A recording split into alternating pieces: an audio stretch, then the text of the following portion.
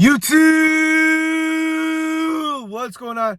It's your boy T, back at it again with another episode of Talking with T. Let's get into it. Let's get after it, man. Welcome back. Hit that like button if you're new to the channel. Hit that subscribe button for me. I appreciate you for tuning in to today's video. So without further ado, let's get right into it, man. Woo! Going over Detroit Lions draft rumors. Let's go. So here we go. At number 7, I'm hearing we're considering trading back from number 7. That would be ideal for us, man. The only time I'd be kind of like skeptical of trading back is if the quarterbacks are still on the board, man. Because I don't know if we should take Justin Fields, Trey Lance, or Zach Wilson if they're on the board, man. Quarterbacks come a dime a dozen, man. The more I think about it, the more I might think we might be regretting it in a couple months or years for not taking one of these guys. But who knows, man. But I'm hearing if we stay pat at number 7, with Brad Holmes' connection to offensive lineman and Dan Campbell's connection to offensive lineman, we would take Penei Sewell or Rashawn Slater. And you know me, I've been for that all offseason. If you've been tuning into my previous Lions videos, man, I would not be opposed to taking Sewell or Slater, man. That would be perfect because it would make our offensive line our focal point.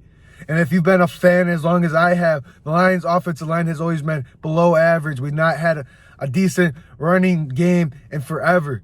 Last year, we had a pretty decent one for the first time in ever because our offensive line was actually kind of good last year. And if you draft Sewell or Slater, you got Decker on the left side, Ragnow in the middle, and you got either of those two on the right. Or you can move them to the left and move Decker over to the right. And then you got Jonah Jackson at guard and Vaitai at guard. And you got DeAndre Swift and Jamal Williams in the backfield. So I don't know, man. Pitts are not. We'll get into Pitts in a second. Sewell or Slater would be an okay pick. You wouldn't see me complaining about it. Now let's get into Pitts, Kyle Pitts. In my previous videos, I said I don't want Kyle Pitts. The more I look into it, the more I would not be opposed to if we did draft him, even though it is a tight end in the top 10. He's a freak. And if you put him out there with TJ Hockenson, oh my God, who are you going to guard? You got Hockenson, you got Pitts on the other side, and you got Jamal Williams or DeAndre Swift at the backfield. Talk about a nightmare for a linebacker. Who are you going to key in on? You got a nightmare on the left side. You got a nightmare on the right side. And you got 2 home run hitters in the backfield that could go 70 yards for a touchdown on any given play. So Pitts would not be a bad pick. It would just be an unfavorable pick by the fans. Jamar Chase. I mean, I'm falling in love with Jamar Chase as a prospect, man. Like, that's a receiver I want. But if we don't go receiver, trade back into the 7th round.